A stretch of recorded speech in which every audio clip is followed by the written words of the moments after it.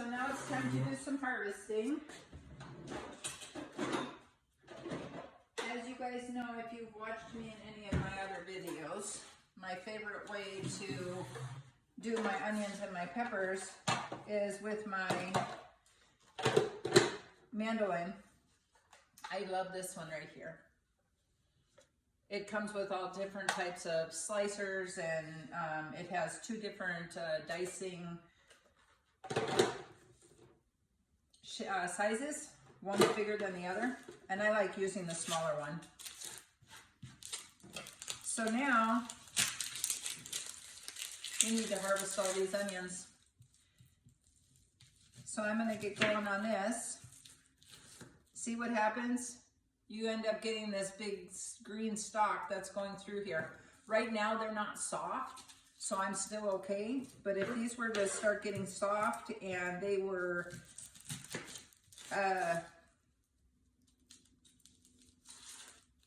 they get soft or they get moldy. And if you have little things like that, the whole onion's not bad. You just need to cut off that piece.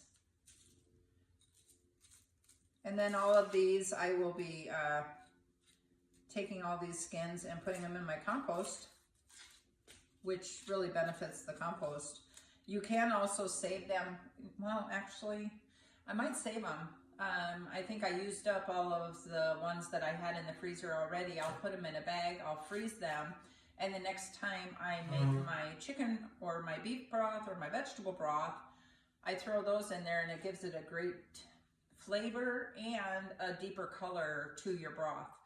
So that's very beneficial for doing your broth. And then, you know, you just sift it out, strain everything out when you're going to do your final product for your broth. So I'm going to get to working on this, and we'll see what I come up with when I'm done to see what I can get into the freezer. Okay, we are down to our last onion here. And I have to tell you, I am a bit disappointed in myself because, like I told you, I bought these onions probably a couple months ago, and I didn't do what I had intended, you know, and harvested them. So they sat in my pantry, and it's another thing that I did that I totally showed you a different way of doing it, and I will be doing that in the future. They were all stored in a bag, you know, in one of these bags, plus in their own bags, all on top of each other. I'm lucky I didn't lose more than what I did, but I've got 1, 2, 3, 4. This one is like, it's slimy, and it's got the stem coming out of it. And if this would have sat any longer, for one, it's going to produce fruit flies. Two, or those gnats, those nasty gnats. And then it starts getting onto another onion, which starts making that onion get rotty. So this one's got a really soft top. That one was totally gone. This one, you can just see that the whole inside of it is just soft. And then I have one more here that just doesn't look good at all. So, yeah, I only lost 4, and I've got 1, 2, 3, 4, 5, 6.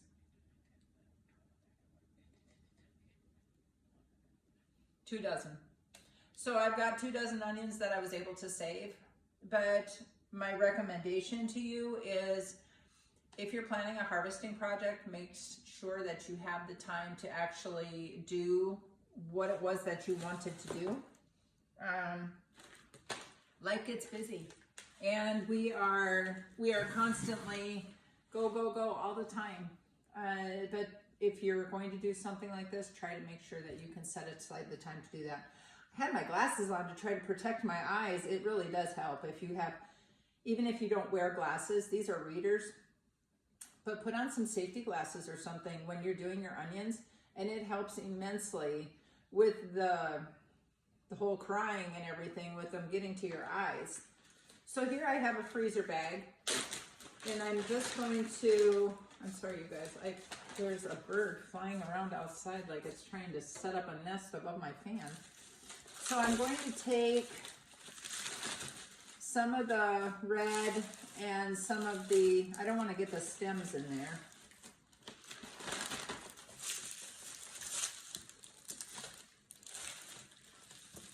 Some of the red and some of the yellow. You can have the roots in there. You can do all that.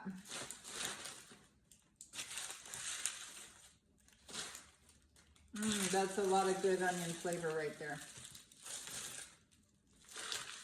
So I'm going to take all of this. Whoops, I got a stem in there. And I'm going to zip it up. It really doesn't even matter if you have air in these.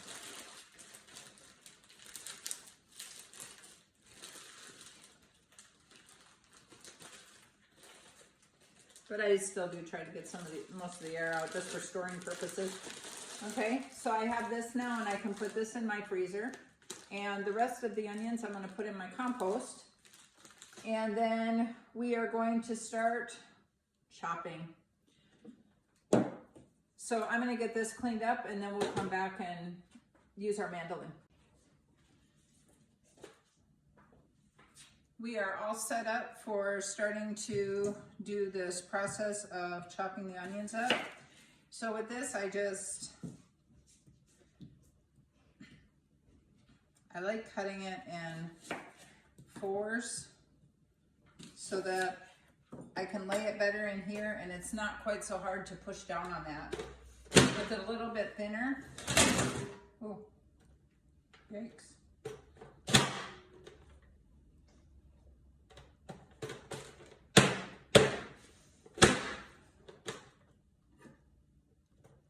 Sometimes I'm almost standing on the thing. So let me show you the size that I get. And I've showed this to you on my salsa videos.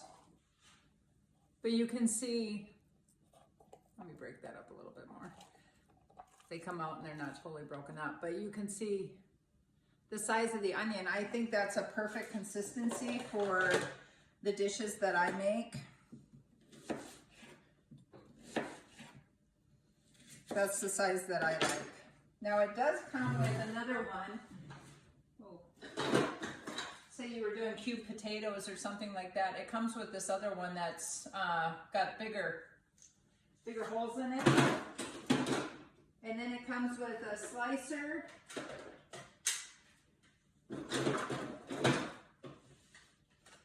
So you've got this guy and you can put the slicer in it or a thicker slice. So you got two different sizes of slices you can do, or a grater. So it comes with a lot of different parts. And then this also comes with it, and this is the thing that you put into your produce to push it through to grate it or to slice it. So it comes with a lot of different things. I think it's a pretty good product. But I tell you, it literally says right here, never touch the blade with your fingers. Caution, sharp. And let me tell you, it is, because I went to wash it one time and I was trying to use it with my rag and my rag got out from under my fingers and I sliced my hand pretty good.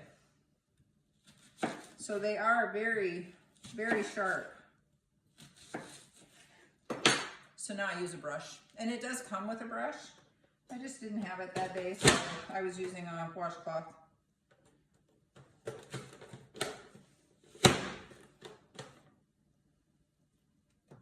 So we're going to keep going on this, and then once it fills up, I have a bowl right here that I'm going to dump it into, and then when we're all done getting them all sliced up, I'll show you what kind of freezer bags I'm going to be using for hopefully a longer term storage, even though they don't stay in my freezer for very long.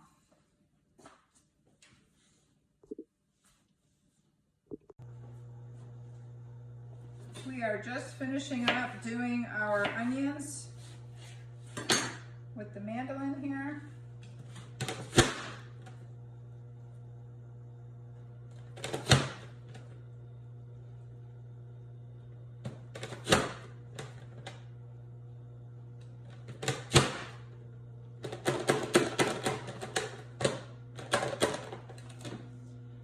So our next step, we ended up with quite a few onions. Our next step is going to be doing a flash freeze on them. I don't like just putting them in a bag and storing them in the freezer because then they still have all that liquid and they're really going to clump together a lot. So I don't like doing that. So I take my onions, and you can have them overlapping a little bit. I try not to do more than, you know, a thin layer on mine. Because once they're frozen, you can still pick them up and, you know, get them to unstick before you freeze them to reduce some of the clumpiness in them. So I'm going to do this one. I'm going to do another one. And then, ooh, those are so strong. I'm going to have to put the rest in the refrigerator. And I'm going to have to do this in a couple of steps because I don't have the freezer space to be able to be putting a bunch of, excuse me, give me 1 second, my coffee. I don't have the freezer space to be putting a bunch of pans in my freezer for freeze drying, or for flash freezing. I wish I was freeze drying. Oh my goodness, this would be amazing.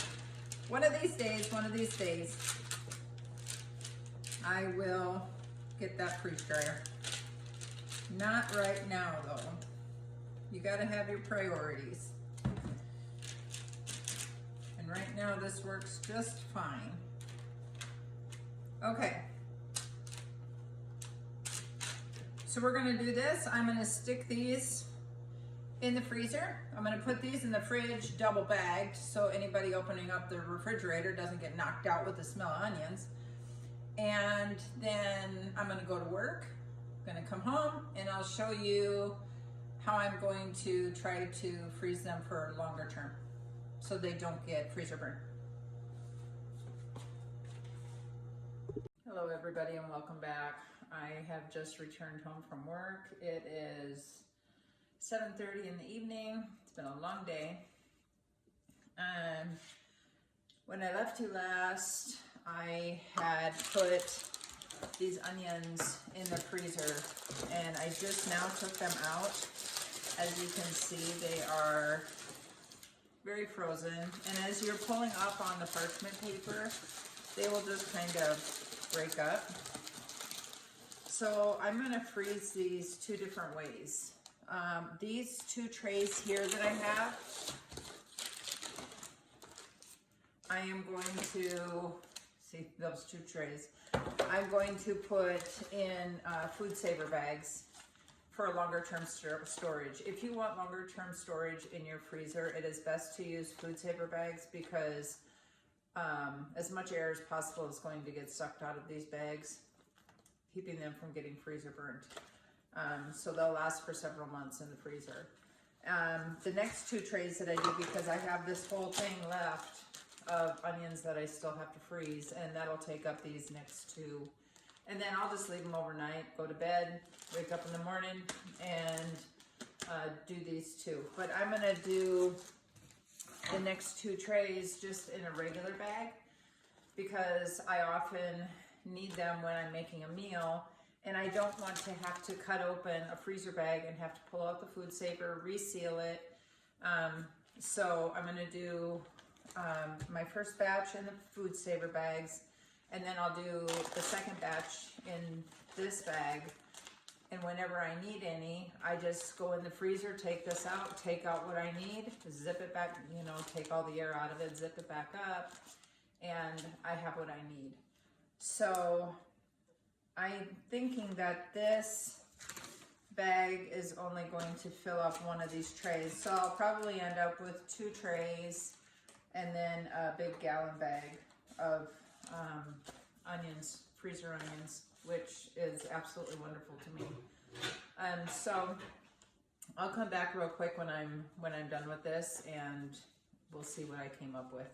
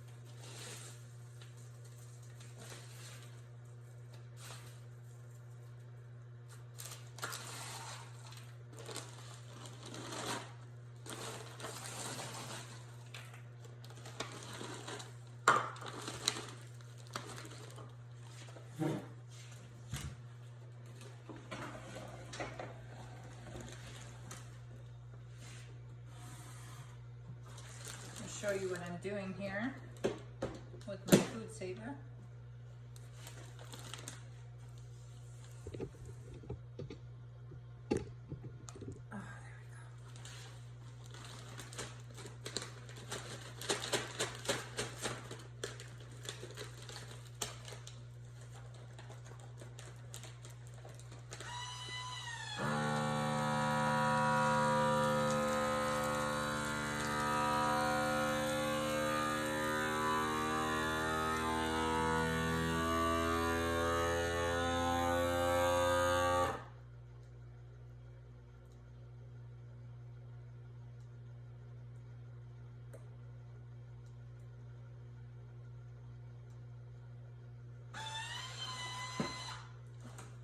So you can see how that just totally sucked all the air right out of that bag.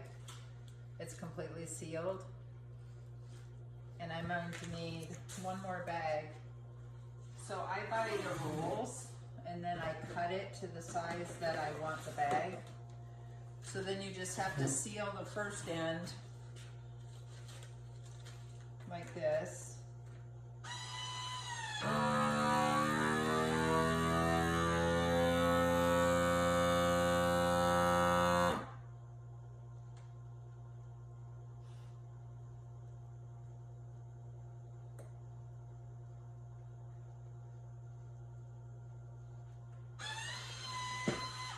So I've had my food saver for several years, and so I can do, you know, my bags, and then you can put the bags, the rolls in here, and then it has a cutter right here that that you can use. But right now I'm just doing it this way for tonight.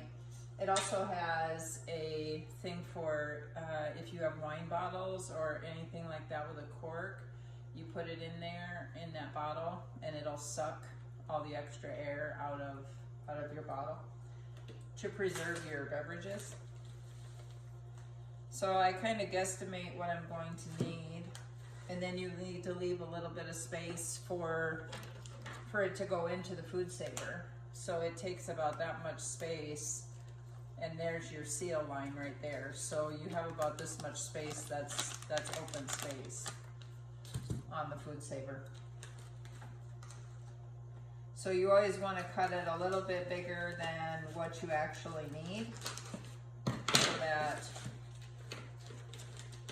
and then of course when you have it in there you're getting a straighter line than when I'm doing it freehand here. I'm also going to try to make this a little bit quicker. See if I can do this without making a mess. I'm going to put this first end in here so I can just dump it all in here. Sometimes it works, sometimes it doesn't. Let's hope tonight it works. And it works. Okay. Awesome. Alright. Now as you can see, I cut it a little bit more than what I needed. So I'll have a little bit of an extra. But you can see how much air is in this bag right now. So we'll see what it looks like after it's all sucked out.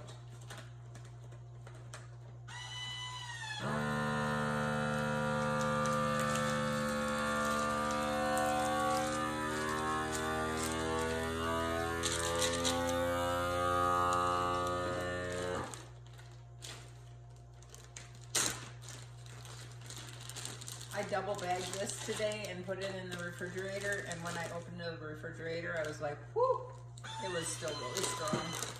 It still is really strong. But we're gonna split this up in between these two pans, and we're gonna get these in the freezer and let them do their thing while I'm sleeping. And then I can take care of the rest of it tomorrow. And I put these in one of my freezers that doesn't have a lot in it right now, so that those smells wouldn't absorb into all of my food. So you can see that that sucked all that air out of that. So I got 2.5 good sized bags right here of onions that I'm going to be putting in my freezer for longer term storage. And then we already know that these are gonna fill up this whole gallon bag. So I'm gonna get these put in the freezer like I did earlier today, let them go overnight, and then we'll put those in the freezer, gallon freezer bag, so we have them whenever we need them.